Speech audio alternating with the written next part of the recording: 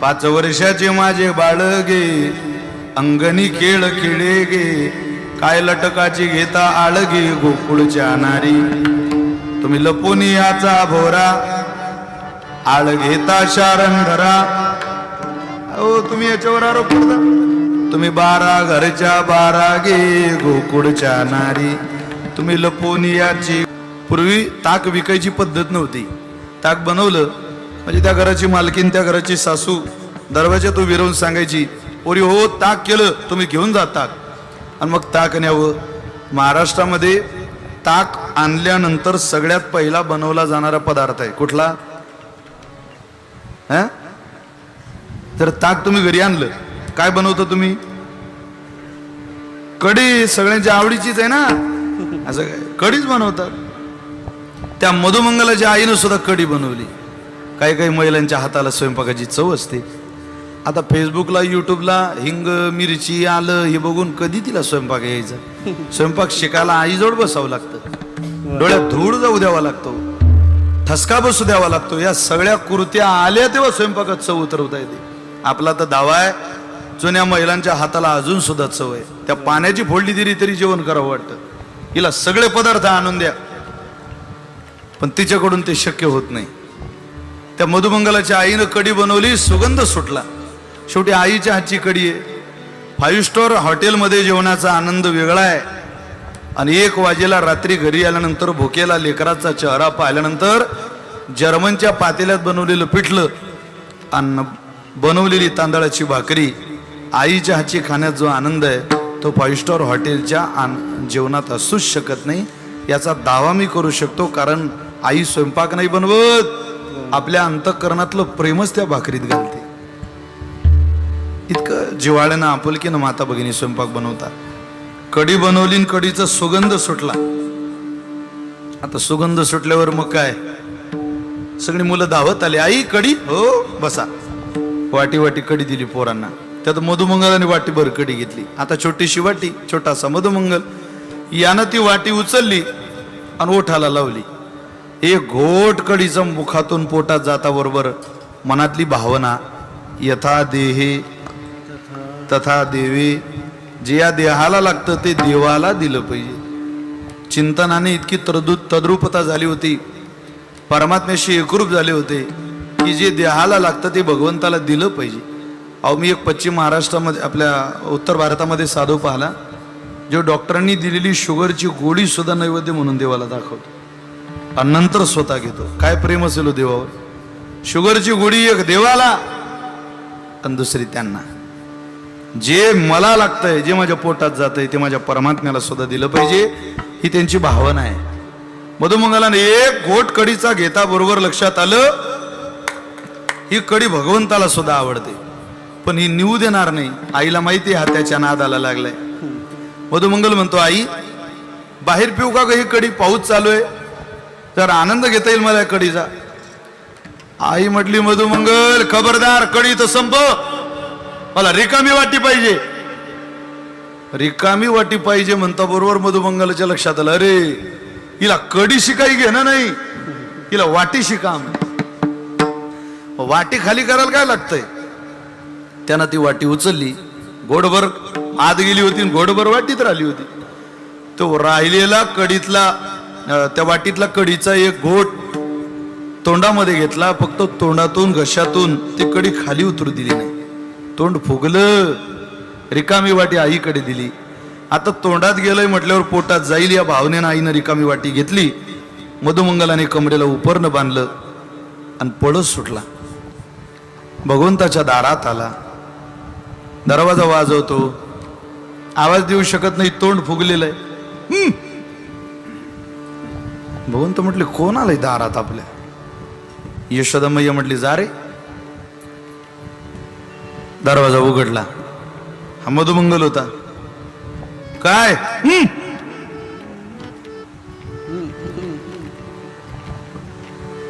समजलं देवाला काहीतरी आणलंय म्हणे गड्या. स्वागत झालं बरं का मधुमंगलाचं. काहीतरी याने आणलंय. इतकं निकृष्ट दर्जाचं उष्ट आणलंय, ही भावना सुद्धा देवाच्या मनात आली नाही. काय आपला परमात्मा कृपाळू आहे. आपल्या संत मायबापांनी देवाचा स्वभाव सुद्धा शब्दात वर्णन केलं. असं आहे, पांडुरंग परमात्मा इतकं, भगवान विष्णू इतकं दैवत प्रेमळ सापडत नाही. वारकरी संप्रदायातली उपासना ही प्रेमाने जिंकल्या जाणारी उपासना. तोंड उघडलं बाबा, मधुमंगलाने आपलं मुखकमल जवळ आणलं आणि आपल्या तोंडातली कडीची गुळणी भगवान श्रीकृष्णाच्या तोंडात सोडली. देवानं डोळे बंद केले आणि ती त्याच्या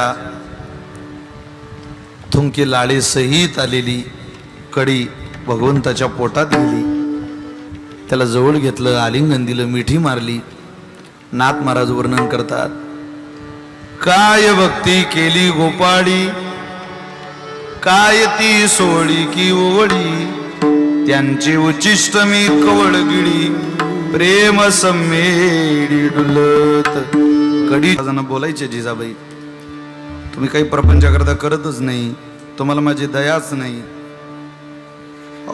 शहाजी काय स्त्रीला घर सांभाळण्याची खूप मोठी प्रयत्नाची पराकाष्ठा करावी लागते आणि त्यामध्ये जर नवऱ्याचं सहकार्य नसेल तर साहजिक बाईला त्रास होणं. ज्या वेळेला जिजाबाई भांडायला लागायच्या, जनाबाई या तुकोबाऱ्यांनी निघून जायचं, थांबायचं नाही घरात. निघून गेल्यानंतर घरात थांबू रे, जायचं कुठं, भंडाऱ्यावर तरी जायचं, भामचंद्रावर तरी जायचं. एकदा तुकोबारे घराच्या बाहेर पडले, 10 दिवस झाले घरी आले नाही. जिजाबाईला काळजी वाटायला लागली. आपण बोललो भावणीच्या भरात, काय यांना राग आला की काय, आज 10 दिवस झाले घरात येत नाही, त्यात पिठाचा कण नाही, काही कुठलंही पीठ नाही, स्वयंपाक बनवण्याची व्यवस्था नाही, काय करावं. शेवटी एक दिवस 11वा दिवस निघाला आणि पहाटे मंगल वेळेला तुकोबारींचा काकळा कानावर ऐकायला आला. शेजारी सांगायला आली, जीजे काय हो, तुला ऐकायला येत नाही का ग? काय? अगं तुकोबारींचा काकडा चालू आहे. जा जीजी, तू तुकोबाऱ्यांना शोधायला गेली ना? जाऊन आले म्हणे, मी भामचंद्रावर गेले, गोराड्यावर गेले, भंडाऱ्यावर गेले, पण आजचा आवाज तुकोबारींचा भंडाऱ्या डोंगरावरूनच आहे. जातेस? हा हा जाईन मी. जिजाबाई निघाल्या, पण भाकरी बनवून निघाल्या. थंडगार पाण्याचं मडकं घेतलं, गरम गरम भाकरी बनवल्या, कांबीच्या टोपलीमध्ये भाकरी ठेवल्या आणि भंडाऱ्याची वाट चढायला लागल्या. ती वाट चढता चढता आता पायात चप्पल नाही, अनवानी निघालेली आहे जिजाबाई. पायात काटा मोडला जिजाबाईच्या. जसा पायात भंडाऱ्याच्या वाटेत काटा गेला, आई ग म्हणून जिजाबाई खाली बसले. पाहिलं तर काटा खूप मध्ये गेलाय, ओढताय त्याला, निघत नाही. रडायला लागल्या. नवरा उपवाशी आहे. अगोदरच भांडणातून थोडासा राग तुकोबाऱ्यांना आलेला आहे, त्यांना शांत करणं गरजेचं आहे. 11वा दिवस निघाला, भजन त्यात. कसं झालं असेल शरीर, मनामध्ये खूप प्रेम. पारमार्थ करताना तुकोबाऱ्यांनी कसा करावा हे तर शिकवलंच, पण एखाद्याच्या पत्नीनं मालकावर किती प्रेम करावं हे जिजाबाईनं शिकवलं महाराज. आपण ते प्रमाण म्हणू नये, बरे झाले देवा बाईला करकशा होती ती. महाराष्ट्रात 2 जिजाऊ झाल्या, दोघींचे कार्य बहुमोलाचं आहे. एकीनं धर्माच्या रक्षणाकरता छत्रपती दिले आणि दुसरीनं वारकरी संप्रदायाचा कळस उभारण्याकरता तुकोबाराय दिले. दोघींचे कार्य बहुमोलाचं आहे, कोणी बरोबरी करू शकत नाही त्यांच्या प्रेमाची. भंडाऱ्याच्या वाटेत कोण येणार आहे माझा काटा काढायला? एका पायावर उभ्या राहिल्या जिजाबाई. कोणी दिसतंय का?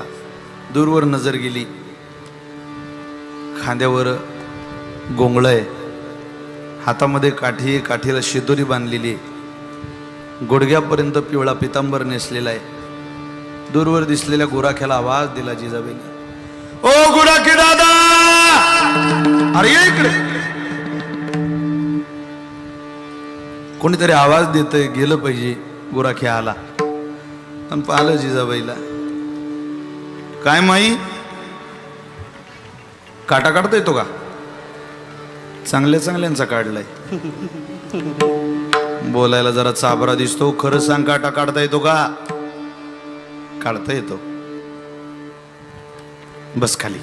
माझ्या पायातला काटा पटकन काढ. पाय पुढं केला. काटा काढण्याची पद्धत अशी, वावंजेकर ज्याला काटा काढायचा आहे त्यानं आपला पाय मांडीवर घेतला पाहिजे. तसा काटा नाही काढता येत.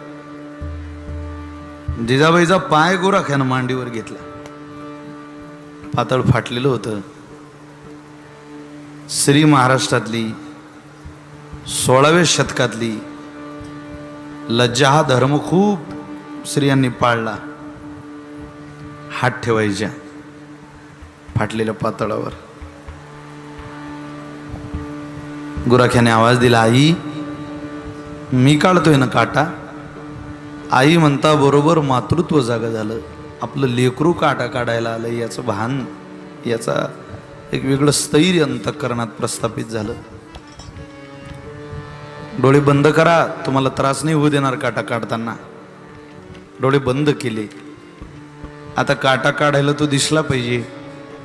बोट सोडलं पायाला आणि ती जिभेला लावलं.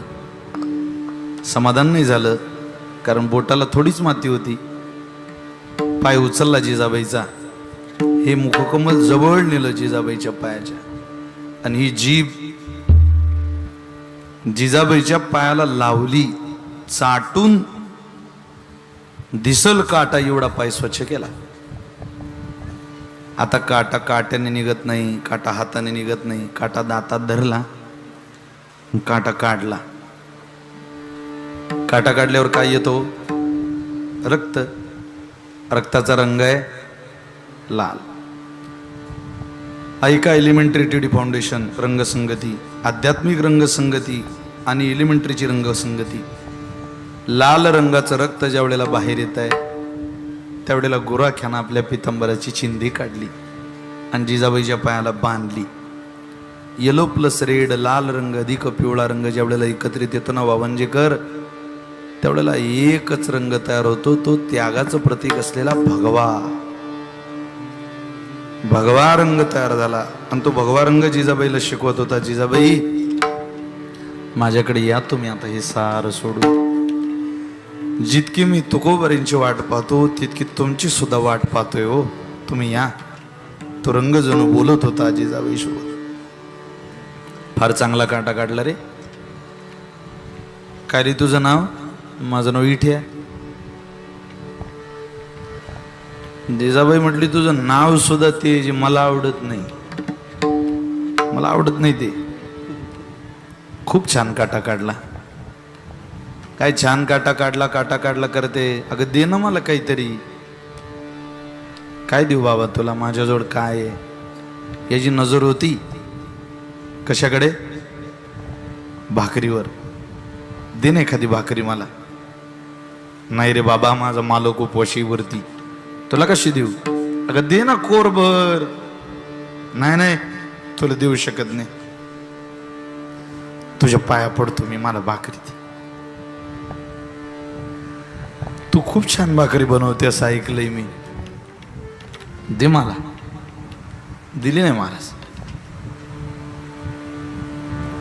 काहीच देणार नाही. तू माझ्या पाया पड, मी तुला आशीर्वाद देते. वयानं लहान आहे ना तू माझ्यापेक्षा, जिजाई म्हटली.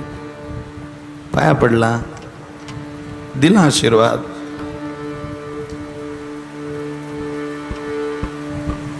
माझा मालक दिसला का रे तुला? जा, वरती बसलाय. कधी ती नामाचे चिंतन भजन करतोय. येते मी. हा नेमक्या पोहोचल्या तुकोबऱ्यांजवळ. जीजी आली. काटा मोडला माझ्या पायात. पांडुरंगा, बघू बघू आवडे. आता काटा पाहू न तुकोबऱ्यांनी. काटा नाही पाहला, ती चिंधी पाहिली पिवळी. कारण तुकोबऱ्यांनी इतका तो पिवळा पितांबर कोणाच्याच परिचयाचा नव्हता. ती चिंधी पाहता बरोबर तुकोबरे म्हटले, आवडे खरंच सांगा पितांबर कोणाचा आहे? होता माय काळा एक गुराखी, त्यानंच माझ्या पायातला काटा काढला. पांडुरंगा, त्याने. अगं पाया पडली की नाही त्याच्या? ते म्हणे मी नाही पडली, उलट त्याला पडायला लावलं. उपवाशी असेल ग, दुपार झाली, यातली कोरभर भाकरी द्यायला पाहिजे होती. तो मागणार नाही तशी. जिजाई सांगतात तुकोबार आहे, मालक एखादा याचक दारात आल्यावर जशी त्याला लाज वाटत नाही कोणाला भाकरी मागायची, तशी भाकरी मागत होता. मी दिली नाही तुमचं पोट भरण्याकरता.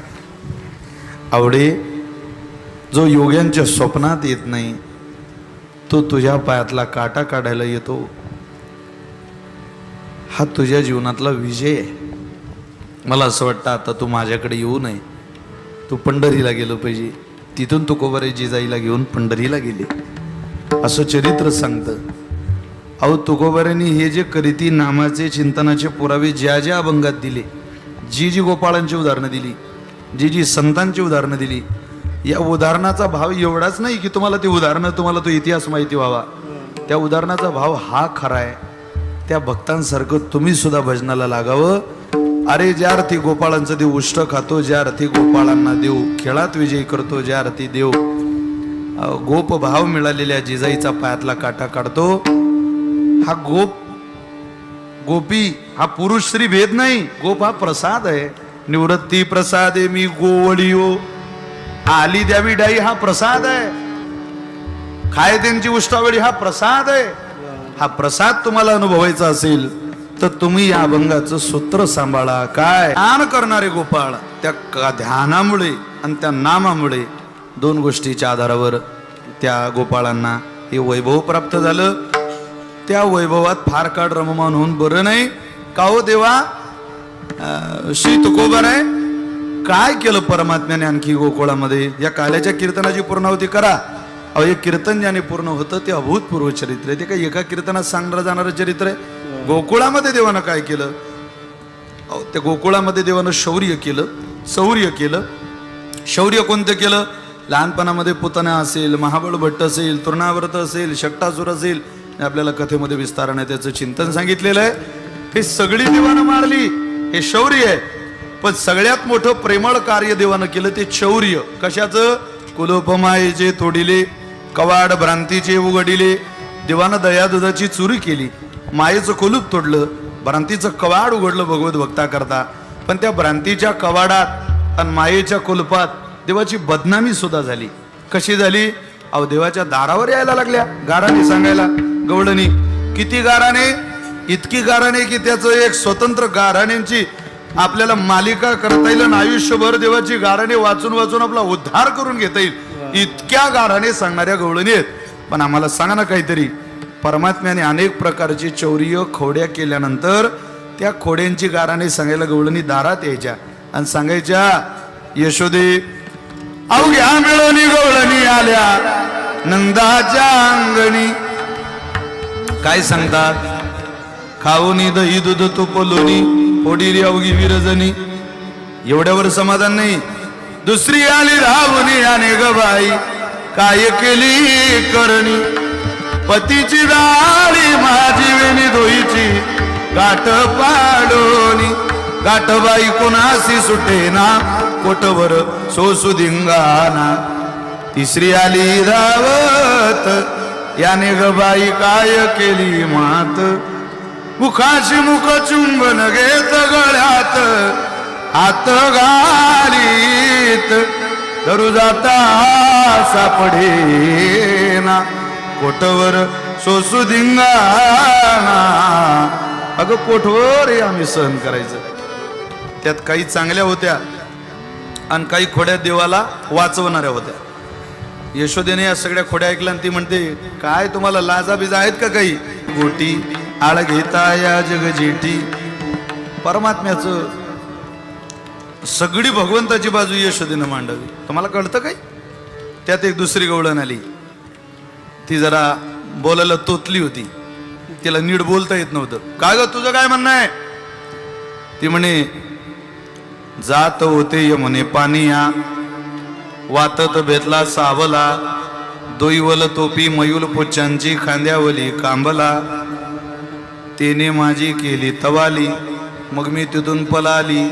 पलता पलता गटलून पल्ली, माझे गुलगे फुटले, मग मी ललत बतले. तिकलून आले शालंगपाणी, त्यांनी मला पोटाशी दलिले, पोटाशी दलोनी माझे समाधान केले, निवलं तिच्या कृपे सुख हे ज्ञानदेवाला दली. ज्ञानोबरांची स्वतंत्र गवळण आहे.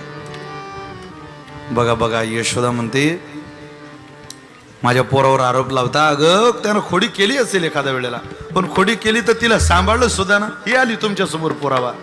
त्या गोपिकांच्या सासवा म्हणत ही मोठ्याची सून आहे, आपलं काही ऐकणार नाही. एका सासून आपल्या सोनीला सांगितलं, बाई तू काही या वावंजात राहू नको. वावंजात म्हणजे गोकुळा, तू इथं राहू नको, तू गाव सोड, निघून जा.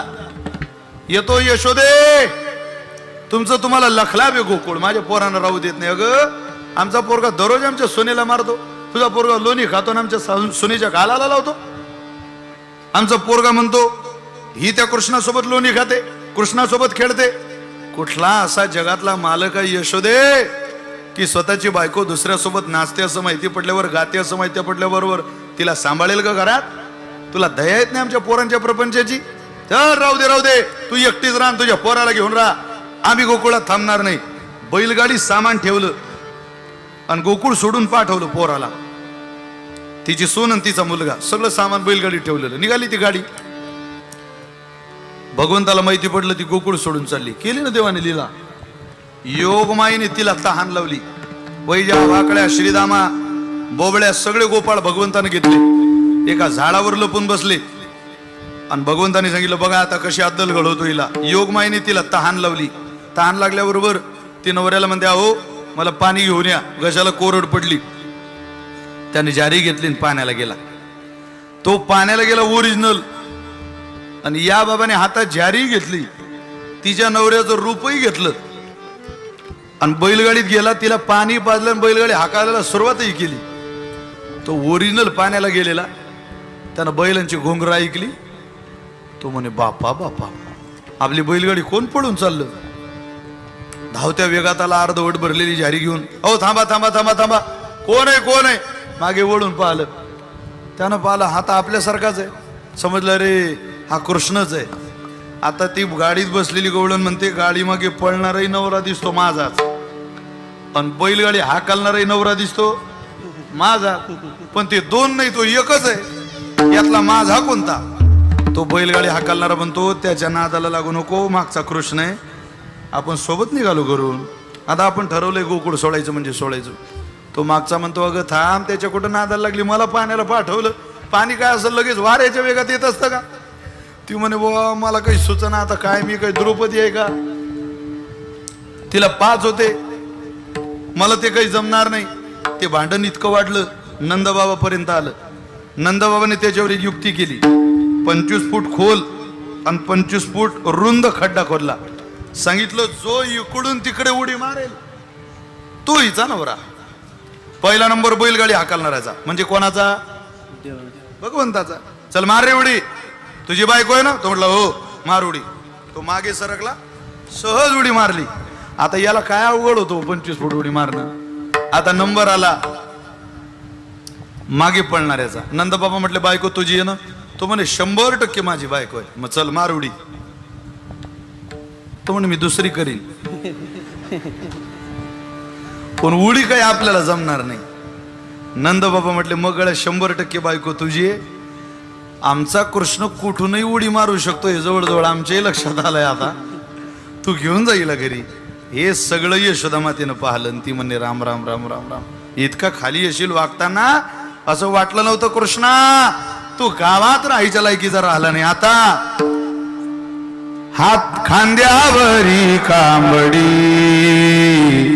हातामध्ये काठी, हातामध्ये काठी, खांद्यावरी कांबडी, हातामध्ये काठी, हातामध्ये काठी, खांद्यावरी कांबडी,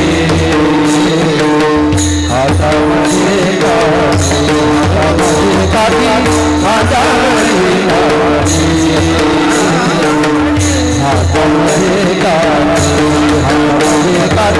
चारित सरेनु, चारित सरेनु, चारित सरेनु, सावळा सावळा जग देखी, राधे राधे राधे राधे.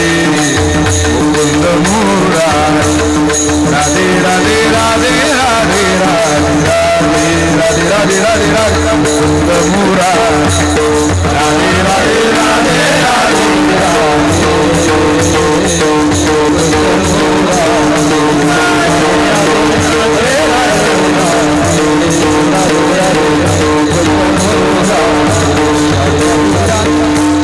पावा गोंगडी घेऊन पायी संगे घेऊन ओ बाळगाई वृंदावनी आले नवलाई वेणू वाजविला सुस्वरे बाई ओ बाई ओ बाई पावा गोंगडी घेऊन पायी पावा अवघ्या हरपल्या देवभाव जन्म मरणाचा पुसियला ठाव वृत्ती स्वानंद मुरली पहावो सेना म्हणे भाग्य उदयो उदयो उदयो पावा गोंगडी घेऊन पाय अहो खेळ चाललेले त्या वृंदावनात कुठले कुठले खेळ अबक दुबक तिबक पोरा तिबक खेळ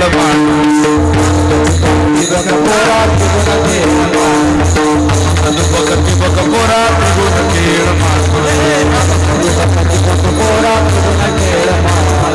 खेळू विठू दांडू पोरा खेळू विठू दांडू पोरा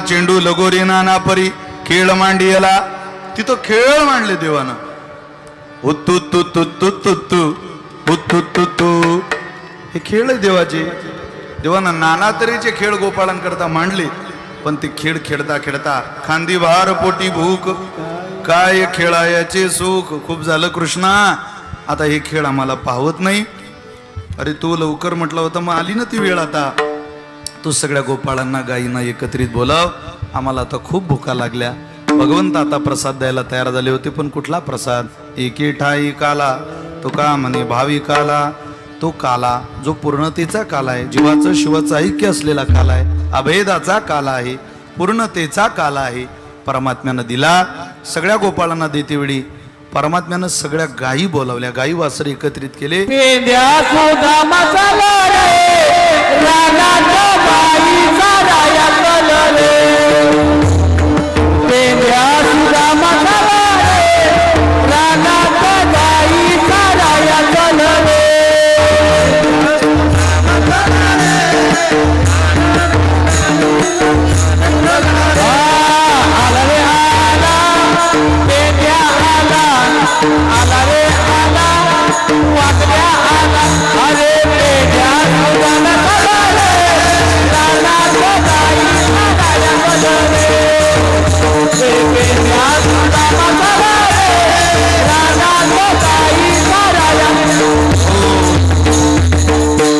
सगळ्या गायी एकत्रित केल्या गोलाकार कृतीमध्ये गायींचा वेढा केला मध्ये कोणी शिरू नये सगळ्या गोपाळांना बसवलं सगळ्या गोपाळांच्या शिदोऱ्या परमात्म्याने मोकळ्या सोडल्या आणि स्वतःची शिदोरी त्या गोपाळांच्या शिदोरीमध्ये घातली एकच आवाज दिला झाली आता वेळ म्हणती आना शिदोऱ्या काम सारोनी सकळ आले अवघे गोपाळ झाली आता वेळ म्हणती आना शिदोऱ्या कोण प्रसाद देत आहे भानुदास गीती गात प्रसाद देतो पंढरीनाथ वाटी आपुल्या निज हस्ते पर स्वतः भगवंत काल्याचा प्रसाद द्यायला तयार झाले तोच प्रसाद जो काला परमात्म्याने वाळवंटात केला जो काला वृंदावनात केला जो काला संतांनी केला तोच काला या वावंजीमध्ये आपण सगळे संतांच्या जयघोषामध्ये पूर्णतेला नेऊन या आणि या काल्याच्या कीर्तनाची सेवा पूर्णतेला भगवंताच्या चरणी समर्पित करूया.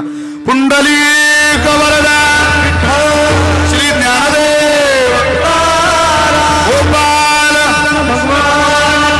महाबली ज्ञानेश्वर आदि शक्ती मुक्ताबाई.